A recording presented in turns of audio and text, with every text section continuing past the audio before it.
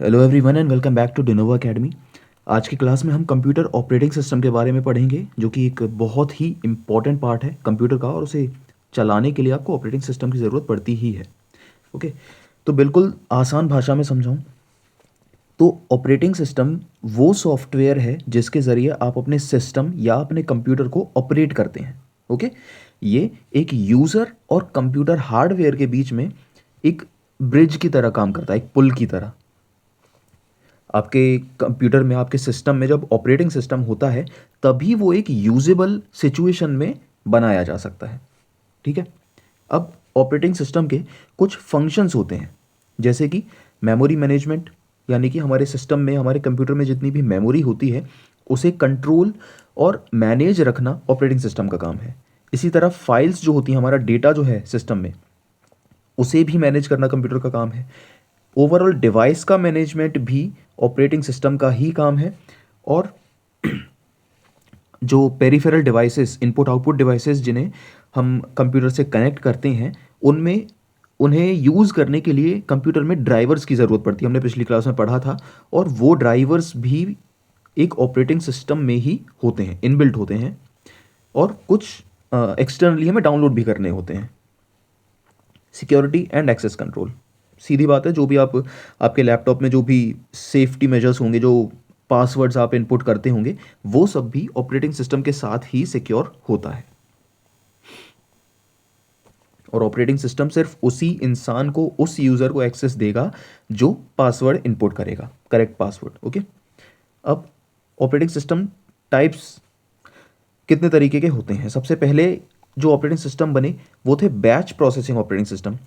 ये operating system basically उन task के लिए, उन जॉब्स के लिए बनाया गया था जो रिपीटेटिव नेचर के हैं, जिन्हें बार बार करना होता है, लेकिन वो इतने बड़े हैं कि इंसान अगर उसे बार बार करे तो वो, मतलब उसमें गलती की पॉसिबिलिटी बहुत ज़्यादा होती है और उसे एग्जीक्यूट करना भी बहुत ज़्यादा मुश्किल है।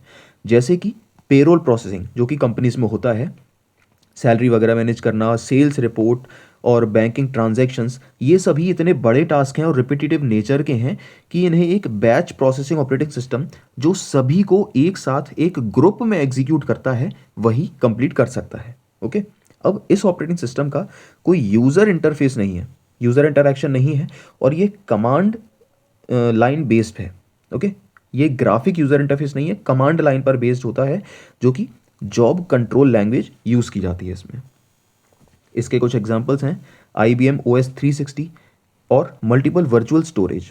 अब देखिए, मॉडर्न ऑपरेटिंग सिस्टम जो हैं आज के समय में जो हम यूज़ करते हैं, विंडोज़, मैक OS, ये सभी बैच प्रोसेसिंग कर सकते हैं, यानी बड़े टास्क भी ये आसानी से पूरे कर सकते हैं, लेकिन ये प्राइमरीली बैच ऑपरेटिंग सिस्टम्स नहीं हैं, विंडोज़ और मैक OS। ओके, ये होते हैं सिंगल यूज़र ऑपरेटिंग सिस्टम या फिर multitasking operating system. Single user operating systems, नाम से ही समझ में आ रहा है, वो ऑपरेटिंग सिस्टम्स होते हैं जिन्हें सिर्फ एक यूज़र यूज़ करता है। ओके, बेसिकली जिन्हें हम पर्सनल कंप्यूटर्स कहते हैं, हमारे लैपटॉप्स और कंप्यूटर्स, डेस्कटॉप कंप्यूटर्स, वो सभी सिंगल यूज़र ऑपरेटिंग सिस्टम पर काम करते हैं। इसके सबसे अच्छे एग्जांपल्स हैं Windows, Mac OS, MS DOS। ये एक समय पर एक ही यूज़र अलाउ करते हैं। अब मल्टी यूज़र ऑपरेटिंग सिस्टम बिल्कुल इसका उल्टा है, यानी कि मल्टीपल यूज़र्स को एक कंप्यूटर सिस्टम का एक्सेस दिया जाता है, जिसमें एंड्रॉयड मोबाइल इसका सबसे अच्छा एग्जाम्पल है, जो आप अपने डेली बेसिस पर भी यूज़ करते हैं। उसके अलावा VMS और यूनिक्स भी मल्टी यूज़र ऑपरेटिंग सिस्टम के एग्जाम्पल हैं। बेसिकली मल्टी यूज़र यानी कि एक कंप्यूटर नेटवर्क पर एक ही डेटा, एप्लीकेशंस या प्रोग्राम्स को बहुत सारे लोग जब यूज़ करते हैं तो उसे मल्टी यूज़र ऑपरेटिंग सिस्टम कहते हैं। ओके, उसके बाद आते हैं मल्टीटास्किंग ऑपरेटिंग सिस्टम। इस पर एक बार में एक से ज़्यादा टास्क को एक ही समय पर यूज़ किया जा सकता है। जैसे कि आप अपने लैपटॉप या अपने फ़ोन्स में भी आप देखते होंगे, आप बैकग्राउंड में उसमें गाने भी चला रहे हैं और आप उसमें कोई डॉक्यूमेंट भी एडिट कर रहे हैं, साथ में ही कोई PPT भी आप काम कर रहे हैं, PPT पर भी। तो ये 3 से 4 टास्क या और भी टास्क को एक ही समय पर हैंडल कर सकते हैं ये ऑपरेटिंग सिस्टम। इसके सबसे अच्छे एग्जांपल्स हैं Windows, Android, Mac OS, Linux, Unix. और ये होते हैं दो तरह के, प्री प्रीएम्प्टिव मल्टीटास्किंग ओएस और कोऑपरेटिव मल्टीटास्किंग। अब देखिए प्रीएम्प्टिव में जो ऑपरेटिंग सिस्टम होता है वो हार्डवेयर रिसोर्सेज पर, जो ऑपरेटिंग सिस्टम हार्डवेयर रिसोर्सेज को शेयर करता है। ओके, कंप्यूटर प्रोग्राम्स जो होते हैं वो हार्डवेयर रिसोर्सेज को शेयर करते हैं। कोऑपरेटिव मल्टीटास्किंग में प्रोग्राम्स सिर्फ यानी कि एक प्रोग्राम सीपीयू को जितनी देर तक उस प्रोग्राम को ज़रूरत है उतनी देर तक ही यूज़ कर सकता है उसे। तो बहुत ही छोटा सा डिफरेंस है, बट आप बस इनके नाम याद रखिए कितने टाइप्स के होते हैं। अब time sharing operating system. Time sharing यानी कि मल्टीपल पीपल, मल्टीपल प्रोग्राम्स एक समय पर, कंप्यूटर रिसोर्सेज को बहुत सारे लोग और बहुत सारे प्रोग्राम्स एक ही समय पर जब यूज़ करते हैं तो उसे टाइम शेयरिंग ऑपरेटिंग सिस्टम कहा जाता है। इसमें मैक ओएस, यूनिक्स, लिनक्स या लाइनक्स, मल्टिक्स इसके एग्जांपल्स हैं। अब टाइम शेयरिंग ऑपरेटिंग सिस्टम में ऑपरेटिंग सिस्टम ऐसा इल्यूजन क्रिएट करता है कि हर यूज़र को लगता है कि ये एक पर्सनल और इंस्टेंट रिस्पॉन्स वाला ऑपरेटिंग सिस्टम है, जबकि वो पर्सनल ऑपरेटिंग सिस्टम नहीं है, उसे बहुत सारे लोग यूज़ कर रहे हैं। उसके बाद आता है real time operating system. Real time operating system basically वो ऑपरेटिंग सिस्टम है जिनमें टाइम बाउंडेशन बहुत इंपॉर्टेंट है, जिनमें टाइम लिमिट एक्सीड नहीं की जा सकती, समय गंवाने की संभावना बहुत कम होती है, जैसे कि flight reservation systems, military applications जहां टाइम की बहुत ज़्यादा अहमियत है। इसका सबसे अच्छा एग्जांपल है ज़ेफायर। ओके, और ये होता है दो तरह का, हार्ड आरटीओएस और सॉफ्ट आरटीओएस। हार्ड में एक स्पेसिफिक टाइम लिमिट में ही जो टास्क है वो पूरा करना होता है। ओके, और सॉफ्ट रियल टाइम ओएस में थोड़ा बहुत टाइम जो है उसे कॉम्प्रोमाइज़ किया जा सकता है। ओके, यानी कि स्पेसिफिक टाइम लिमिट्स इसमें नहीं होती सॉफ्ट रियल टाइम ओएस में। उसके बाद आता है यूज़र इंटरफेस। अब देखिए सीधी बात है, हम जो भी कंप्यूटर या मोबाइल यूज़ करते हैं उसमें हम हैं यूज़र। ओके, और हम कितनी अच्छे से उस डिवाइस को यूज़ कर सकते हैं या फिर हमारा उस डिवाइस को यूज़ करने का एक्सपीरियंस कितना अच्छा हो सकता है, ये यूज़र इंटरफेस पर डिपेंड होता है। यानी कि हम फ़ोन में जो भी एनिमेशंस देखते हैं, ऐप्स को ओपन और क्लोज़ करने के जो एनिमेशंस होते हैं, स्क्रॉल करने की चीज़ें हैं, ये सब कुछ यूज़र इंटरफेस होता है। अब ये दो तरह का होता है, ग्राफिक यूज़र इंटरफेस यानी कि उसमें अलग अलग तरह के ग्राफिक्स यूज़ किए जाते हैं, कलर्स यूज़ किए जाते हैं। ओके, यानी कि आप जो माउस के कर्सर से आप उसे कहीं पर भी ले जाकर क्लिक करेंगे तो वो एक ऐप ओपन होगी, वो सब आता है GUI में। और मॉडर्न डे के जो ऑपरेटिंग सिस्टम्स हैं वो सभी GUI पर ही बेस्ड होते हैं। जो गेमिंग डिवाइसेस हैं, एंड्रॉयड, विंडोज़, ये सभी ग्राफिक यूज़र इंटरफेस पर बेस्ड होते हैं।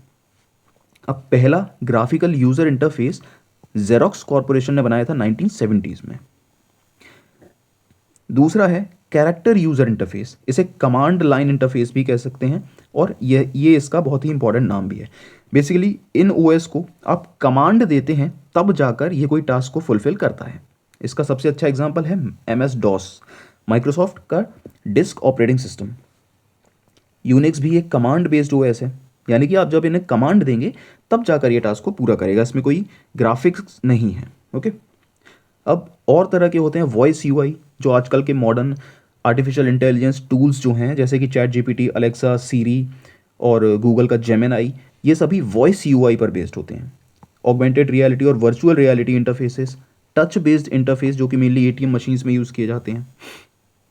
ओके, अब बूटिंग एक बहुत ही इंपॉर्टेंट टर्म, और प्रीवियस ईयर में इससे क्वेश्चंस आ चुके हैं और पिछली क्लास में भी हमने बात की थी। बेसिकली बूटिंग यानी कि कंप्यूटर को स्टार्ट करना और कंप्यूटर की मेन मेमोरी में ऑपरेटिंग सिस्टम को लोड करना बूटिंग है। ओके, अब ये होती है दो तरह की, cold booting and warm booting. Cold booting basically जब आपका कंप्यूटर पहले से शटडाउन है, कंप्लीटली शटडाउन है, और उसे आप ऑन करते हैं तब उसे कोल्ड बूटिंग कहा जाता है। Okay, warm booting basically reboot है, कंप्यूटर को रीस्टार्ट करना, जो हम विंडोज़ मेन्यू में देखते हैं। विंडोज़ रीस्टार्ट करने का या कंप्यूटर रीस्टार्ट करने का जो ऑप्शन होता है वो वार्म बूटिंग परफॉर्म करता है। अब जब एक कंप्यूटर में दो या उससे ज़्यादा ऑपरेटिंग सिस्टम्स होते हैं, एक से ज़्यादा ऑपरेटिंग सिस्टम्स होते हैं, तब वो डुअल बूटिंग परफॉर्म करता है। ओके, उसके बाद डीबगिंग। देखिए बग बेसिकली कीड़ों को कहा जाता है। ओके, कीड़ा है, बग। हर सॉफ्टवेयर में कभी कभी जब सॉफ्टवेयर को बनाते हैं तो एक बग्स आ जाते हैं, उसमें बग्स यानी कि एरर्स आ जाते हैं। अब उन एरर्स को ढूंढकर फिक्स करना, उस प्रोसेस को कहते हैं डीबगिंग। ओके, बग्स हैं और उसे डीबग कर दिया है। Cookies, cookies basically text format में ऐसी इंफॉर्मेशन होती है जो हार्ड डिस्क पर स्टोर होती है हमारी, और ये हमारी ब्राउजिंग इन्फॉर्मेशन है। आपने जब भी कोई वेबसाइट एक्सेस की होगी गूगल क्रोम पर या किसी भी ब्राउज़र पर, तो उस वेबसाइट पर एक पॉपअप मैसेज आता है। ओके, पॉपअप मैसेज आने की स्क्रीन पर अपने आप ही फ्लैश हो जाता है वो एक छोटे से बॉक्स में, और उस पर लिखा होता है दिस साइट यूजेस कुकीज़ या फिर allow this site cookies. Okay, वो कुकीज़ बेसिकली आपकी ब्राउजिंग इन्फॉर्मेशन ही है, ताकि नेक्स्ट टाइम जब आप उस वेबसाइट को ओपन करें तो एक स्मूथ एक्सपीरियंस आपको फील हो। जो इमेजेस होंगी वो प्री लोडेड होंगी, आपका जो लोडिंग टाइम है वो नहीं लेगी वो वेबसाइट, और आप काफ़ी स्मूथ एक्सपीरियंस रहेगा। अब ये भी दो तरह की होती हैं, सेशन कुकीज़ यानी कि सिर्फ एक सेशन के लिए होती है। आपने वेबसाइट यूज़ की, आपने जब ब्राउज़र बंद कर दिया तो वो वेब कुकीज़ जो है वो डिलीट हो जाएंगी। परसिस्टेंट कुकीज़ जो लंबे समय तक रहती हैं वो परसिस्टेंट कुकीज़ हैं। अब कुछ इंपॉर्टेंट ऑपरेटिंग सिस्टम्स, जिसमें सबसे पहला आता है यूनिक्स। यूनिक्स एक क्लोज्ड सोर्स ऑपरेटिंग सिस्टम है। दो तरह के होते हैं, क्लोज सोर्स और ओपन सोर्स। क्लोज्ड सोर्स को एक्वायर करने के लिए आपको लाइसेंस की ज़रूरत पड़ती है, जैसे कि विंडोज़, यूनिक्स, मैक ओएस, इन सभी को एक्वायर करने के लिए आपको लाइसेंस की ज़रूरत होती है यूज़ करने के लिए। और ओपन सोर्स के लिए आपको लाइसेंस की ज़रूरत नहीं पड़ती। अब यूनिक्स जो है, इसका पहला वर्जन 1969 में बना था। केन थॉमसन और डेनिस रिची ने बनाया था बेल लैब्स में, जो कि AT&T की है, American telephone and telegraph company. Okay, और Unix command based interface operating system में पहले ही पढ़ चुके हैं। और यूनिक्स का जो कोर है उसे कर्नल कहा जाता है, जो कि हार्डवेयर से इंटरैक्ट करता है शेल के थ्रू। उसके बाद आता है एप्पल का मैक ओएस। ये जनवरी 1984 में बना था। स्टीव जॉब्स ने इसे बनाया था और इनिशियली इसका नाम था मैकिन्टोश सिस्टम सॉफ्टवेयर। इसका पहला कंज्यूमर वर्जन 2001 में आया मैक ओएस एक्स के नाम से, और 2016 में इसे नाम दिया गया मैक ओएस। ये भी यूनिक्स पर ही बेस्ड है। उसके बाद आता है लाइनक्स या लिनक्स। लिनक्स एक ओपन सोर्स ऑपरेटिंग सिस्टम है। ओके, यूनिक्स के जैसा ही है ऑपरेशंस में, लेकिन ये ओपन सोर्स है। इसका जो कोर है वो लिनक्स कर्नल पर बेस्ड होता है, और इसे लाइनस टॉवाल्ड्स ने बनाया था 1991 में। और ये एक GUI या फिर कमांड लाइन इंटरफेस दोनों पर ही बेस्ड ऑपरेटिंग सिस्टम हो सकता है। एंड्रॉयड ऑपरेटिंग सिस्टम जो मोबाइल से हम यूज़ करते हैं वो लिनक्स पर ही बेस्ड है। उसके बाद आता है माइक्रोसॉफ्ट विंडोज़, जो कि बहुत ही पॉपुलर है लैपटॉप्स, कंप्यूटर्स में, और ये ग्राफिक यूज़र इंटरफेस पर बेस्ड है। और माइक्रोसॉफ्ट के खुद के कर्नल विंडोज़ NT पर बेस्ड है। ये भी क्लोज्ड सोर्स ऑपरेटिंग सिस्टम है। अब ये इसके कुछ वर्जन्स हैं ना, आप एक बार बस पढ़ लीजिएगा। ओके, अब पहला ऑपरेटिंग सिस्टम जो था वो था GMNAAIO, इनपुट आउटपुट, 1956 में बना, जो कि एक बैच प्रोसेसिंग ऑपरेटिंग सिस्टम था। उसके बाद यूनिक्स पहला ऐसा ऑपरेटिंग सिस्टम था जो C लैंग्वेज में लिखा गया था। प्रोग्रामिंग लैंग्वेज हैं C++, जावा, पाइथन, ये सभी। उसके बाद एप्पल मैकिन्टोश 1984 में आया।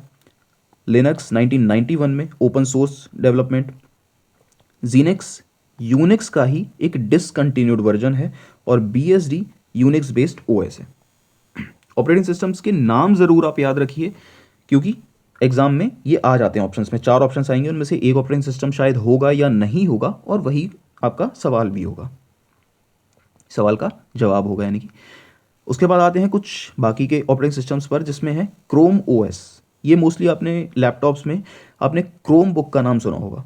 ये एक ब्राउज़र या वेब बेस्ड ऑपरेटिंग सिस्टम है जो कि गूगल ने बनाया है, लेकिन ये बहुत ही हल्का ऑपरेटिंग सिस्टम है। इसमें आप हैवी टास्क को नहीं परफॉर्म कर सकते, और स्टूडेंट्स के लिए ये एक बहुत ही अच्छा ऑप्शन है। ओके, फिर आता है FreeBSD। ये एक यूनिक्स के जैसा ओपन सोर्स ऑपरेटिंग सिस्टम है, यूनिक्स के जैसा। ओके, और OpenBSD ये भी ओपन सोर्स यूनिक्स के जैसा ही ऑपरेटिंग सिस्टम है। ओके, उसके बाद है सोलैरिस, जिसे ओरेकल नाम की कंपनी ओन करती है, और सन माइक्रो सिस्टम्स ने इसे बनाया था ओरिजिनली। उसके बाद यूबंटू या उबंटू, ये एक लाइनक्स बेस्ड ऑपरेटिंग सिस्टम है जिसे कैनोनिकल ने बनाया था। इसका एक मोबाइल वर्जन भी है, एग्जिस्ट करता है, और इसे बेसिकली जो लोग लिनक्स को शुरू कर रहे हैं यूज़ करना, उनके लिए बेस्ट ऑपरेटिंग सिस्टम ये माना जाता है। ओके, और क्योंकि ये एक ओपन सोर्स ऑपरेटिंग सिस्टम है तो इसमें लाइसेंस की ज़रूरत नहीं पड़ती। और ऐसा भी माना जाता है कि जो लोग मैक ओएस नहीं यूज़ कर सकते वो लोग यूबंटू यूज़ करते हैं। ओके, इसके ये कुछ वर्जन्स के नाम हैं, जैसे कि डेस्कटॉप, सर्वर वर्जन, LTS यानी कि लॉन्ग टर्म सपोर्ट, और फ्लेवर्स, के Ubuntu, x Ubuntu, L Ubuntu, ये सभी। अब ये कुछ लिस्ट है एक ऑपरेटिंग सिस्टम्स की, इन्हें बस आप एक बार देख लीजिए। और इनके जो कैटेगराइजेशन है, डेस्कटॉप और लैपटॉप के ऑपरेटिंग सिस्टम है, इन्हें हम ऑलरेडी पढ़ चुके हैं। सर्वर ऑपरेटिंग सिस्टम्स हैं, विंडोज सर्वर, लिनक्स सर्वर जिसमें Ubuntu, Red Hat Enterprise Linux और Cent OS stream, free BSD, Unix, ये सभी आते हैं। उसके बाद एक्सपेरिमेंटल या एजुकेशनल पर्पस के लिए ऑपरेटिंग सिस्टम्स हैं, react OS, haiku, Minix. Okay, उसके बाद आते हैं मोबाइल ऑपरेटिंग सिस्टम्स पर। इन्हें आपने ज़रूर सुना होगा, इसका नाम एंड्रॉयड, जिसका लेटेस्ट वर्जन बैक्लावा है जो कि 2025 में ही आया है, और ये एक ओपन सोर्स ऑपरेटिंग सिस्टम है लाइनक्स पर बेस्ड। सिम्बियन ऑपरेटिंग सिस्टम, आपने अगर 2015 के आसपास नोकिया का फ़ोन यूज़ किया होगा, स्मार्टफोन यूज़ किया होगा, तो उसमें आपने सिम्बियन OS को ज़रूर यूज़ किया होगा, चलाया होगा विंडोज़ या फिर उसके बाद सिम्बियन OS नोकिया के फ़ोन्स में। अब ये उतना ज़्यादा नहीं यूज़ किया जाता क्योंकि ये एक बहुत ही हल्का ऑपरेटिंग सिस्टम है, और अब नोकिया के फ़ोन्स भी ऑलमोस्ट डिसकंटिन्यू हो चुके हैं। लेकिन ये भी एक open source mobile operating system था। iOS, जो कि मेनली एप्पल के फ़ोन्स में यूज़ किया जाता है, और इसे आईफोन OS भी कहा जाता है। इसका लेटेस्ट वर्जन iOS 26 2025 में ही आया है। ब्लैकबेरी ज़रूर आपने सुना होगा, ब्लैकबेरी के जो फ़ोन्स आते थे उनमें यूज़ किया जाता था, और अब ये डिसकंटिन्यू कर दिया गया है क्योंकि ब्लैकबेरी के फ़ोन्स अब एग्जिस्ट नहीं करते। पाम OS, इसे गार्नेट OS भी कहा जाता है, और ये भी एक मोबाइल ऑपरेटिंग सिस्टम ही था। अब ये एक लिस्ट है मोबाइल ऑपरेटिंग सिस्टम्स की। अब देखिए, इस लिस्ट का मेन पर्पस है कि आप इसे एक बार देख लीजिए, ताकि कोई अगर एग्ज़ाम में ऑपरेटिंग सिस्टम्स के नाम आते हैं, ऑप्शंस में आते हैं, तो आप ब्लैंक ना हो जाए, कोई नया नाम आपको ना लगे, इसीलिए ये पढ़ लीजिए। हारमनी OS, जो कि हुआवी ने बनाया था, जब उसे एंड्रॉयड गूगल कंपनी ने उसे एंड्रॉयड देने से मना किया था, उनका जो टाई अप था, जो भी था पॉलिटिकल रीजंस की वजह से, तो हुआवी ने हारमनी OS बनाया।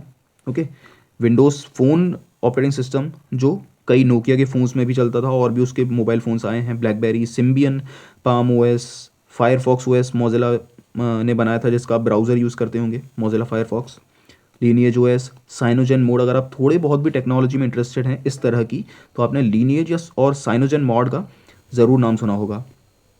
ओके, अब आते हैं MS DOS पर। माइक्रोसॉफ्ट का डिस्क ऑपरेटिंग सिस्टम, ये पहला ऐसा ऑपरेटिंग सिस्टम है जो पर्सनल कंप्यूटर्स के लिए बनाया गया था। इसे IBM ने जब कंप्यूटर्स बनाए 1981 में, तो उसमें यही वाला ऑपरेटिंग सिस्टम काम करता था, और ये माइक्रोसॉफ्ट ने 1980 में बनाया था माइक्रो कंप्यूटर्स के लिए, जो ऑल PC और लैपटॉप्स ही होते हैं। ये एक सिंगल यूज़र ऑपरेटिंग सिस्टम है और कमांड लाइन इंटरफेस पर बेस्ड है, हम ऑलरेडी देख चुके हैं। अब इसका स्ट्रक्चर, 4 एसेंशियल प्रोग्राम्स हैं। देखिए, कमांड लाइन यानी कि हम जब इसको कमांड देते हैं तब जाकर ये किसी टास्क को फुलफिल करता है। इसमें सबसे पहला है बूट रिकॉर्ड, यानी कि loading the operating system into the main memory. Basic input output system, BIOS, ये हार्डवेयर और प्रोग्राम्स के बीच में, बेसिकली हार्डवेयर और सॉफ्टवेयर के बीच में एक इंटरफेस प्रोवाइड करता है। MS.SYS प्रोग्राम, ये एक कलेक्शन है प्रोग्राम रूटीन्स और डेटा टेबल्स का, जो हाई लेवल प्रोग्राम्स या एप्लीकेशंस प्रोग्राम्स के लिए यूज़ किया जाता है। command.com प्रोग्राम, जो एक स्टैंडर्ड सेट ऑफ कमांड्स है जो यूज़र्स को एक्सेस देता है फाइल मैनेजमेंट, कॉन्फ़िगरेशन और मिसलेनियस या बाकी के सभी फंक्शंस का। ओके, अब ये कुछ इंपॉर्टेंट एक्सटेंशंस हैं एम एस डॉस के, ये इंपॉर्टेंट हैं और ईजी भी बहुत हैं। आप बस इसके .exe यानी कि एग्जीक्यूटेबल फाइल्स, शुरू के 3 लेटर्स exe, यानी कि आपको समझ में आ जाएगा। बस कंफ्यूज आप हो सकते हैं इसमें BAT बैच फाइल्स और PRG में हो सकते हैं, OVR overlays .sys system files. Okay, नाम से ही समझ में आ रहा है, शॉर्ट फॉर्म्स जो उसके हैं, TXT यानी कि टेक्स्ट फाइल्स, डॉक यानी कि डॉक्यूमेंट फाइल्स, .com यानी कि कमांड फाइल्स। अब MS DOS में 2 तरह की कमांड्स होती हैं, इंटरनल कमांड्स जो कि मेन मेमोरी में ऑटोमेटिकली लोड होती हैं, जैसे कि डेट, टाइम, वर्जन, वॉल्यूम, ये सब कुछ इंटरनल जो सिस्टम है उसमें ऑटोमेटिकली जो लोड हो जाती हैं उसे हम इंटरनल कमांड्स कहते हैं। और एक्सटर्नल कमांड्स यानी कि ऐसी कमांड्स जिन्हें एक्सटर्नल फाइल को लोड करने के लिए यूज़ किया जाता है। ओके, जैसे कि डिस्क चेक करने के लिए, डिस्क कंपेयर करने के लिए, फॉर्मेट करने के लिए, इस सभी के लिए। स्पूलिंग एक प्रोसेस है जिसमें हम डेटा को टेम्परेरी स्टोरेज एरिया में लोड करते हैं या भेजते हैं, ओके, कंप्यूटर की मेमोरी में। अब कर्नल हम ऑलरेडी देख चुके हैं, ऑपरेटिंग सिस्टम का कोर जो होता है वो कर्नल होता है। शेल, अब शेल बेसिकली ऐसा प्रोग्राम है जो कमांड्स जो यूज़र देता है उसे इंटरप्रेट करता है और हार्डवेयर के साथ और कर्नल और हार्डवेयर के बीच में ये एक ब्रिज का काम करता है। ओके, ऑपरेटिंग सिस्टम के जो लेयर्स होती हैं उसमें सबसे बीच में होता है कर्नल, उसके बाद शेल और फिर और भी चीज़ें आती हैं। उसके बाद थ्रेड एक टास्क है जो बाकी के टास्क के साथ सेम प्रोसेस में एक ही समय पर चलता है। ओके, बेसिकली उनकी एक थ्रेड बन जाती है, लाइन बन जाती है एक। अब ऑपरेटिंग सिस्टम का स्ट्रक्चर कैसा होता है, कर्नल देख चुके हैं हम, कोर में होता है, उसके बाद शेल, फिर फाइल सिस्टम्स, और ये सभी ऑर्गेनाइज फॉर्मेट में होते हैं। अब इसके कुछ टाइप्स हैं जैसे कि मोनोलिथिक और माइक्रो कर्नल, लेयर्ड और मॉड्यूलर हाइब्रिड, जिसमें कंबाइंड एस्पेक्ट्स होते हैं। लेयर्ड यानी कि ईजियर डीबगिंग होती है लेकिन स्लो होता है, और ये हायरार्की में बेस्ड होते हैं। अब ये सभी जो हैं वो कोर के अराउंड होते हैं, ओके, और हार्डवेयर और यूज़र इंटरफेस के बीच में एक ब्रिज का काम करते हैं। तो ये थी आज की क्लास, और ऑपरेटिंग सिस्टम के आपके मैक्सिमम और या फिर सारे ही क्वेश्चंस जो हैं वो इसमें से कवर हो जाएंगे। अगर कुछ भी एक्स्ट्रा इन्फॉर्मेशन होगी तो मैं आने वाली क्लासेस में कवर कर लूँगा। अभी हमें प्रोग्रामिंग लैंग्वेजेस भी पढ़नी है, वो जो कि एक इम्पॉर्टेंट टॉपिक है जिसमें ट्रांसलेटर्स भी आते हैं, इंटरप्रेटर्स वगैरह। ओके, सो मिलते हैं अगली क्लास में, तब तक के लिए गुड बाय।